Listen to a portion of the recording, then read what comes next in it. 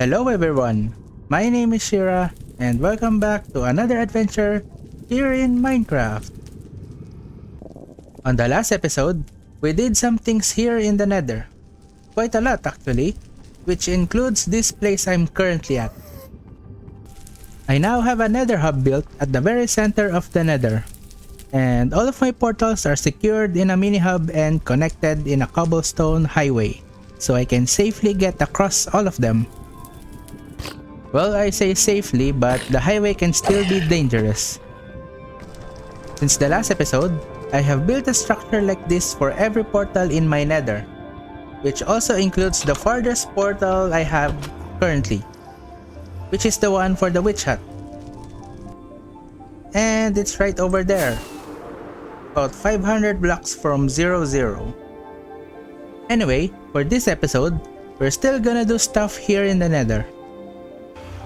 Because if we look at our next task in our project, it is to acquire a beacon. That's right, it's finally time to get a beacon. And to get one of those, all we have to do is to get 3 wither skeleton skulls. And actually, I already have 2 of them. I got this from last episode killing a bunch of wither skeletons when I was out exploring in the Nether. So right now, I only need 1 more skull so that I can craft a beacon and complete my task. But of course, I don't want to make doing the task easy for myself. Instead of having just 1 beacon, why not have 5 beacons? In other words, I need to get a total of 15 wither skeleton skulls. So these 2 won't be enough. And so, let's get to grinding. And we're back here in the Nether Fortress again with the sole purpose of killing some of those skeletons. Just look at how many mobs are down there. So the plan is really— ow! What the? Get out of here. So the plan is really simple. I just need to get down there, kill hundreds of wither skeletons, and don't die. Not too hard, right? Okay, it's skull hunting time.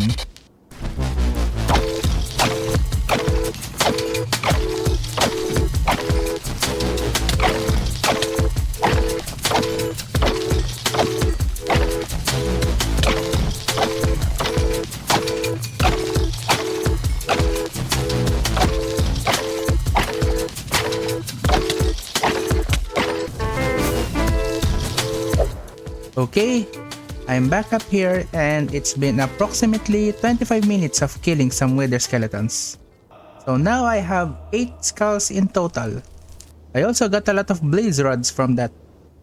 But as you've seen, there were loads of blaze shooting at me from every direction. Even with the fire resistance, they were still annoying to deal with. Another thing is that the fortress is a pretty big area, so the skeletons that spawn are scattered around, and hunting them becomes quite a hassle. So, what I can do is to spawn-proof the entire Nether Fortress and just leave out a small area so I can contain where they are spawning. Mobs can spawn on blocks if there is a non-full block on top of them, like slabs, buttons, and trapdoors. So if I place something like a button on top of every single block in the fortress, mobs won't be able to spawn anymore. Of course, mobs can still spawn anywhere outside the fortress, but the whole area is inside a soul sand valley, and the spawn rates in this biome is very low compared to normal, and they can only spawn ghast and skeletons as far as I know. That's why having a Nether Fortress in this biome is ideal in making farms, because they ignore the biome spawning conditions and they get all the spawn rates within the player's radius when I am inside there. So to do that, I'm gonna need a bunch of stone, turn this into buttons, and place the buttons over there. So let's head back down there and button the place up.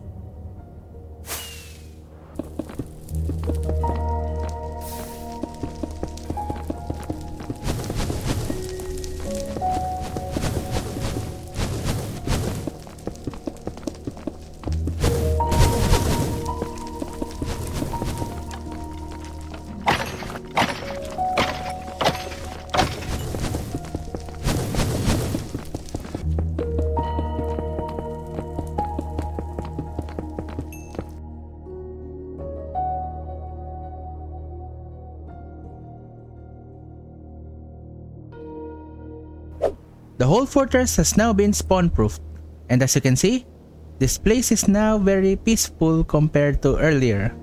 Mobs have now stopped spawning.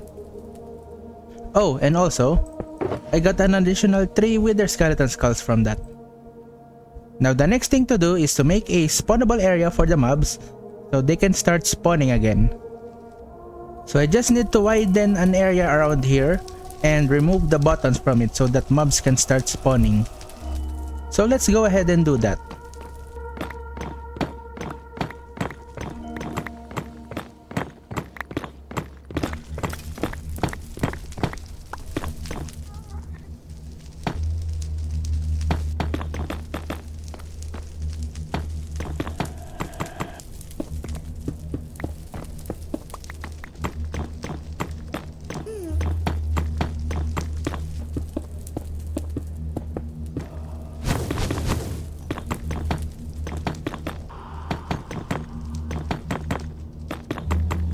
The platform is done and look at all the mobs in there.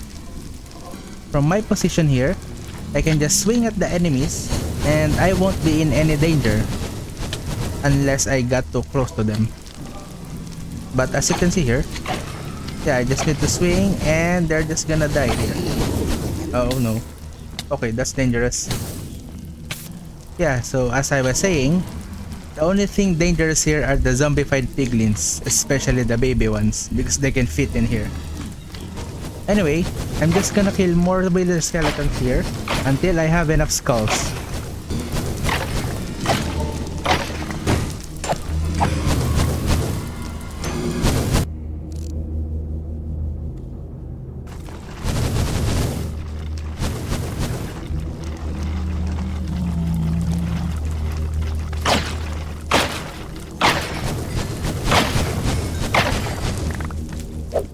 I'm finally done collecting the wither skeleton skulls.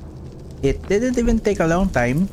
In fact, right now, I have a total of 21 skulls. The last batch of skeletons gave me loads of them. Now I have enough to make 7 beacons. Nice! So that's it for this place. Spawn-proofing this place took more time than actually getting all the skulls. But that's all good since I'm gonna make a wither skeleton farm in the future. And when I do, I don't have to worry about spawn-proofing it again.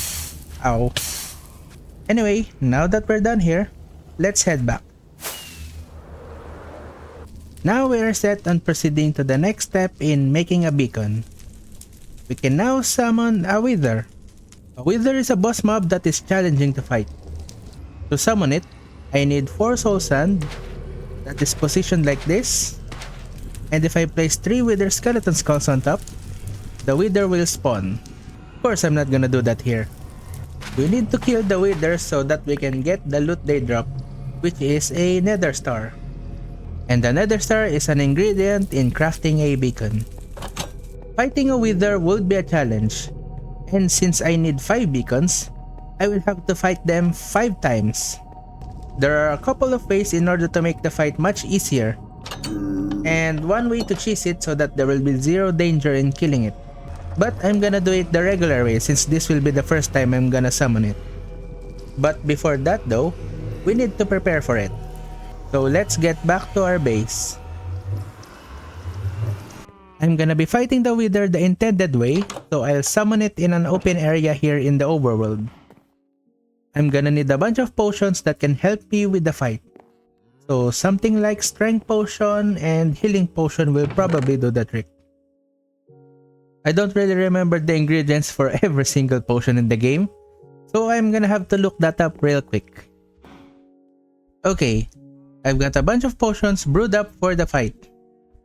I have some splash potions of healing, regen potions, strength potions, and swiftness potion. I'm also gonna bring a lot of arrows with me. I've also organized all of my tools here and stored up everything else that I won't be needing. Okay, and what else? Oh yes, golden apples. Almost forgot about that. I'm also gonna bring some iron blocks and some pumpkins. They're gonna be my backup in case something goes wrong. Alright, the next thing I need to do is to find an area where I can fight the Wither.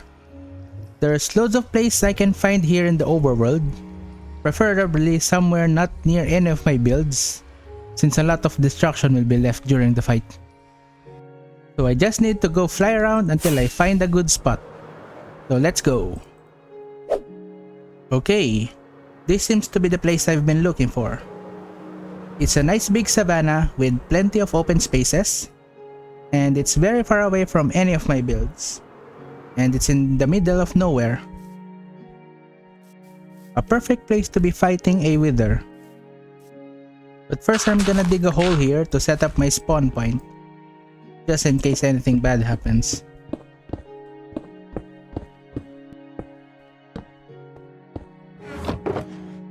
I've now safely set up my bed under this hill over here, so now the only thing left is to summon the Wither. So I just need to set this up here. Before that, I'm gonna bring in some backup.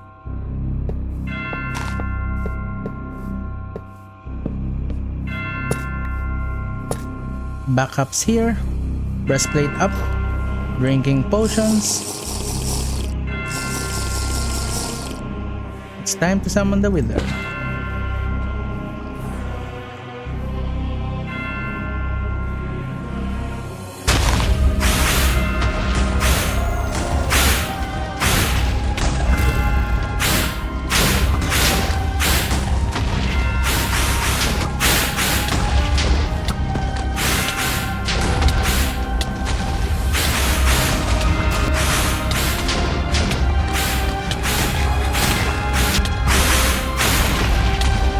Uh-oh.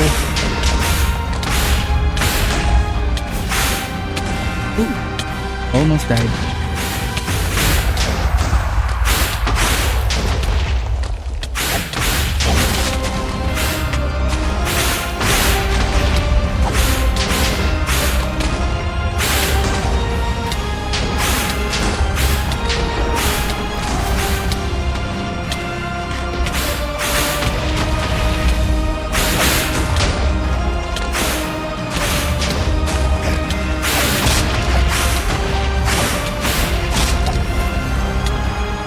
Okay, one down, 4 more to go.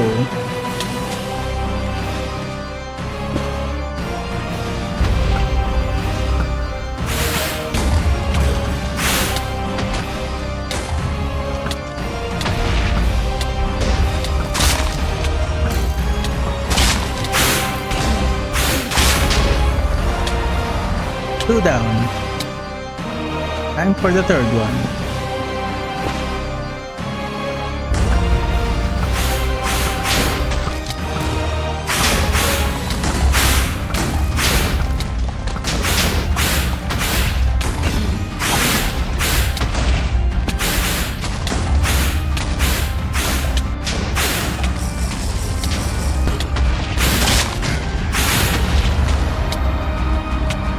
Third down.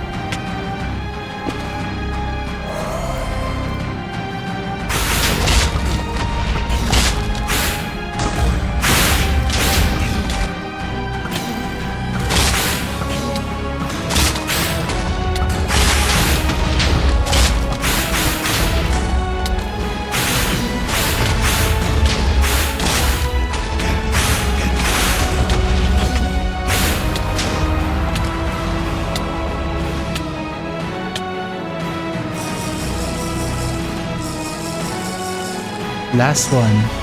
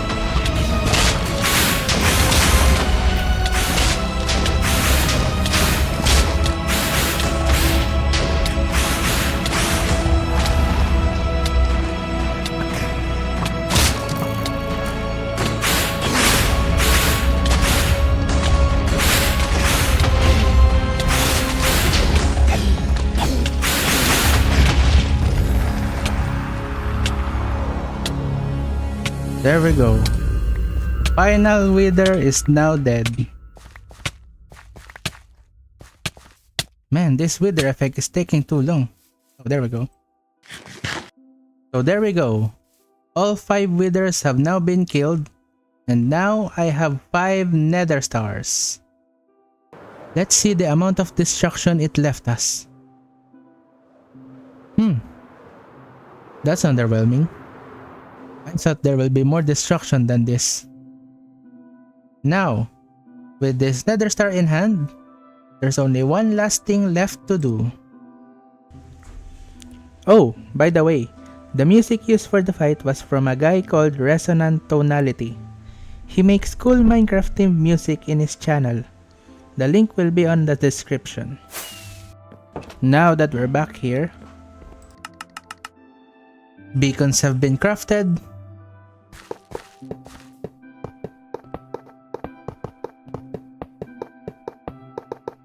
The beacon base is up. And finally, the beacons are lit. And now, we have a beacon. Now that we have this, we can now progress further in our project. If we look at our book here, our 7th task, acquire a beacon, is now done. And now we only have one last task left to do. And after that, project progress will now be completed. And we will be doing our final task on the next episode. And so, that is it for me today. I hope you've enjoyed this episode. We'll continue on our next adventure next time. I'll see you when I see you.